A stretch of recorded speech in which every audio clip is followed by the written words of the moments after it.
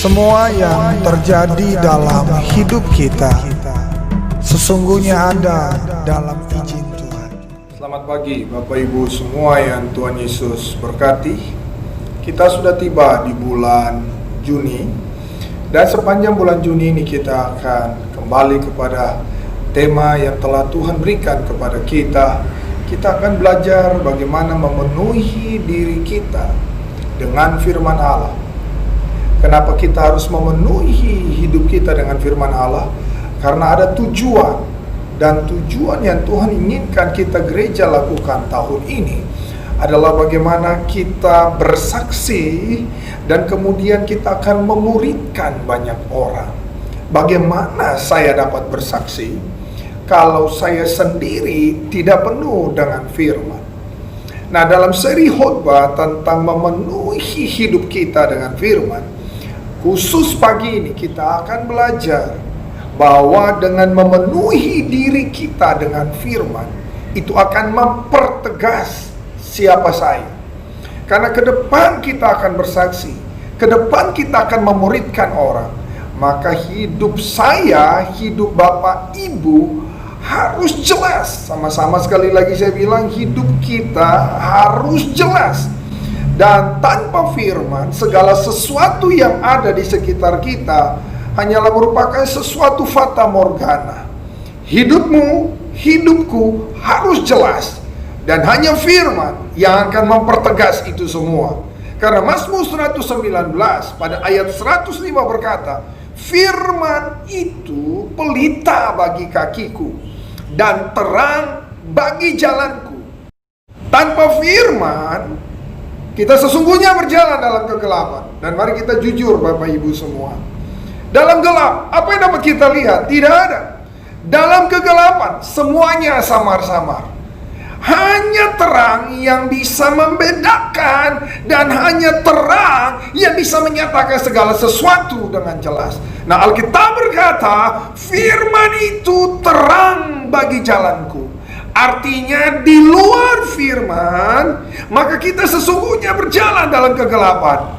Dan karena itu kita mudah terantuk kepada batu, kita bisa masuk dalam lubang-lubang kubangan dosa. Firman itu pelita, artinya dia menuntun kita, dia akan mengarahkan kita bahwa jalan ini jangan dilalui, jalan ini harus dilalui.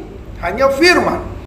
Karena itulah penting bagi Bapak Ibu dan saya untuk penuh dengan firman.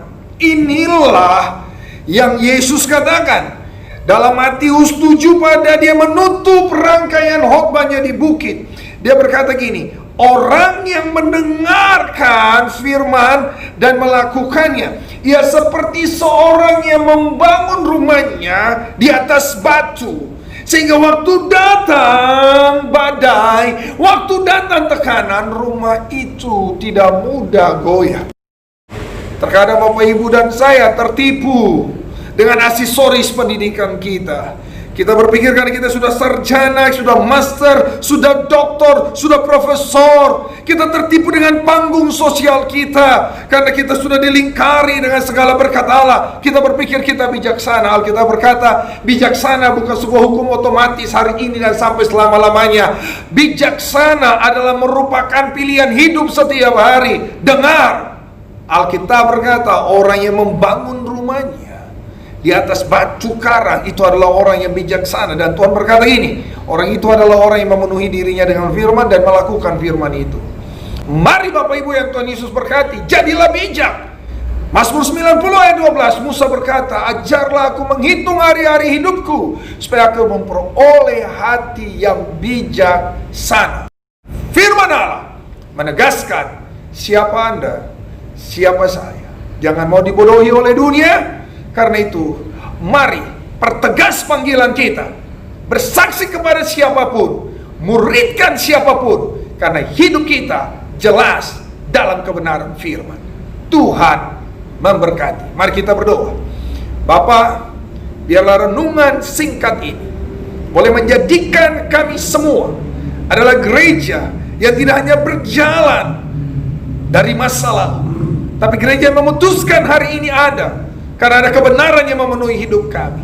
Dan kami bisa menerangi kiri kanan kami dengan kekuatan firman yang Engkau hadiahkan setiap hari dalam hidup kami. Diberkatilah umat-Mu untuk mereka senantiasa penuh, melimpah dengan kekuatan firman-Mu. Berkat Tuhan melimpahi umat. Amin.